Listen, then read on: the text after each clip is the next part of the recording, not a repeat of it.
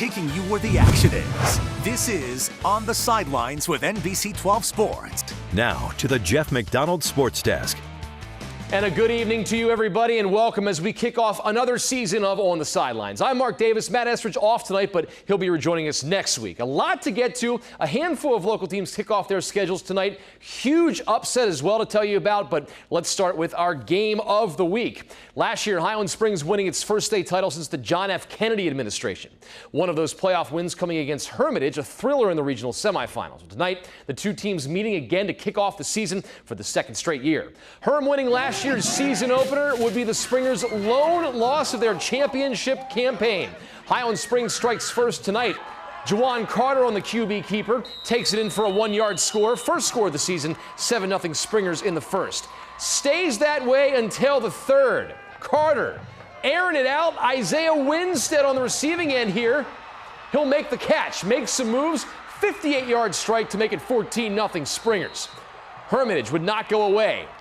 Nazir Hines pulls in the 32-yard touchdown catch here late in the third. This will trim the Springer lead to 14-7. But Highland Springs has the answer in the fourth. Carter keeping it again himself. Scampers 14 yards for the eventual game winner. Hermitage would score it again to make it interesting, but the Springers stop the Panthers' drive at the end. Highland Springs emerging victorious, 21-14. You know, we just won the football game, so I'm excited and I'm happy about that. This year we're starting the season off 1-0 instead of 0-1. So there's a lot to look at. I know there's going to be a lot to fix. Every team gets better, a lot better from week 1 to week 2. We came in, you know, it was all jitters. Everybody was nervous. The second half, all of them gone. All the butterflies were gone, and we just got it done. Well, a big upset to tell you tonight at Armstrong. Historic night for George Wythe facing the Wildcats. Scoreless in the first, Miles Osborne fires his pass picked off by Maurice Laster. The Bulldogs halting the Wildcats' drive. Still in the first, more from Wythe's defense. Armstrong fumbling on its own goal line. Wythe recovers for the safety. Bulldogs take a 2-0 lead. They're looking for more here in the second quarter. Kevon Edmonds heaves it up, but Trayvon Epps will come away with the pick. Wythe, though, would add a touchdown. The Bulldogs win their first game since 2011. They down Armstrong 8-6, snapping a 44-game losing streak. Big shout out and congratulations to George Wythe there. Love seeing that. Very exciting stuff. Well, speaking of teams familiar with each other, Cosby and Thomasdale also meeting twice last year, just like Highland Springs and Hermitage, with Dale getting the best of the Titans on both occasions. First in the season opener, then again in the third round of the playoffs. Knights coming off that state semifinal appearance. Scoreless game in the second. Gabe McCollin, screen pass to A.J. Lazaro. He'll make 3 defenders miss. Dive in for the score, 7-0 Knights. Then Titans fumble the snap. Shundarius Carter scooping it up. He'll take it 65 yards to the house. Dale opens up a 14-0 lead. Then it's Carter again, getting into the backfield, bringing Grant Squires down. Thomasdale opens up strong. Knights down Cosby, 36-6. How about L.C. Bird visiting Meadowbrook to open things up? Bird controlling this opening night showdown. First quarter, Skyhawks getting it done on the ground. Shedrick McCall takes it in untouched for the touchdown, 7-0 Bird. Meadowbrook would give it back, and the Hawks capitalize. Corbin Donaldson this time gets it done. Gets in for another L.C. Bird score, 14-0 now. Monarchs trying to answer with some trickery. Jeremiah Medina comes down with this catch, but they cannot turn it into points. Demetric Atkins will come up with the pick in the end zone coming up right here. Bird cruising in game 1, 49-7. Well, still to come. Big opener between Goochland and Essex. Two powerhouses colliding. Plus, Matoaka and Manchester both coming off a playoff appearance a year ago. Find out who starts off on the right foot in 2016. That's all coming up right after this.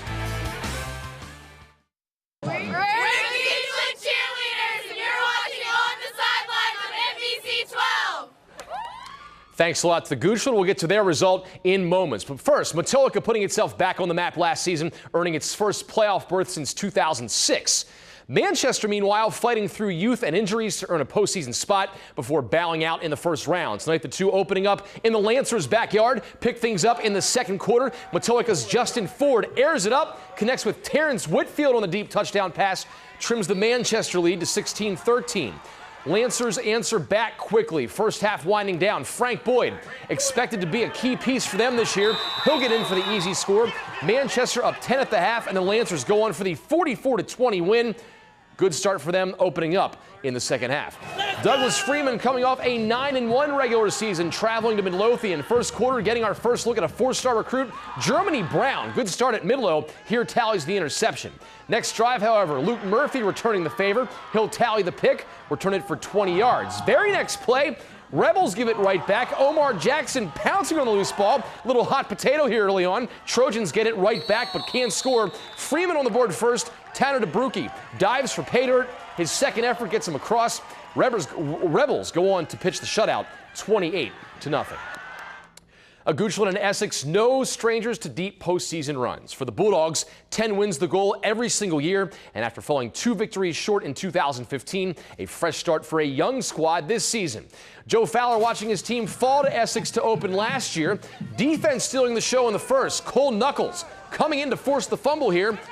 Sam Brooks falls on the loose ball, stopping the Trojan possession. Later, Essex looking to move the ball again. More D. Perry Sneed Johnson, the sophomore, won't get the pick, but a key pass breakup there to stop that drive.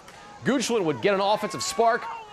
Tanner Bradshaw fires a strike to Knuckles for a big gain, but the Bulldogs cannot get points. We'd be scoreless at the half, but Goochland scoring 2 touchdowns in the fourth quarter, and the Bulldogs down Essex 14-0. Huguenot hosting Thomas Jefferson. The Virginia Union band in the house for this one. Second quarter, Falcons up 6-3. Orlando Nash picks off Huguenot. He'll return it down to the 5-yard line. Next play, Manu Moss will hook up with Khalil Andrews here for the touchdowns. Vikings take a 9-6 lead after this score, but Huguenot would own the game from there. Falcons pull away for the big win. We'll have an update on more scores coming up right after this. You're watching On the Sidelines on NBC 12. Thanks a lot there, TJ cheerleaders. Some other scores from the night. Dinwiddie and Monacan, no trouble in their season openers, both rolling on the road. Petersburg gets a season opening win at Nottoway, while King William cannot take down Madison. And 2 defending champs with mixed results, state champs that is. Trinity falling at Sussex. Benedictine pitches a shutout to open up. Can't get out of here without showing you some Redskins results. They're facing the Bills in preseason action. Excuse me. Kirk Cousins coming to play in the second quarter. Here finds Ryan Grant. He'll adjust, makes the catch, then takes it the rest of the way. 7-6 Washington. Later, Cousins finds Jordan Reed from 20 yards out. He'd have 3 TD passes in the second quarter. 188 yards, 3 TDs, and a pick for Cousins. Redskins win 21-16. And that wraps up tonight's kickoff edition of On the Sidelines. Hope you'll make us part of your Friday night routine during the fall. For all of us here at NBC 12, good night, everybody.